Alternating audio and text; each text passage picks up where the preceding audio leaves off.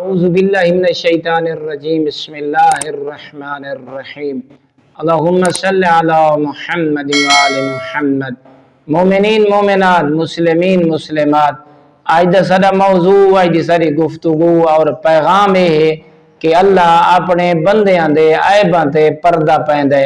تاکہ میرا بندہ میرے اس کرم دی وجہ تو، میرے اس لطف دی وجہ تو متا میری نافرمانی چھوڑ دے وے۔ ایک روایات دے وچ ملدا ہے کہ جیلے اللہ دا کوئی عبد گناہ کرنے واسطے اپنے آپ کو آمادہ کریں دے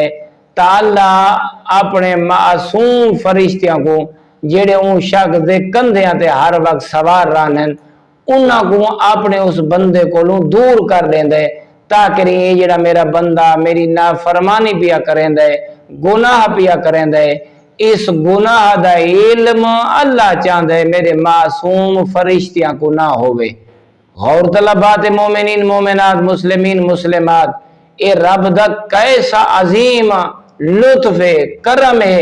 کہ وہ اپنے بندیاں دے گناہ اپنے بندیاں کو مخفی رکھ دے، انسان کو سمجھیں دے کہ میرا بندہ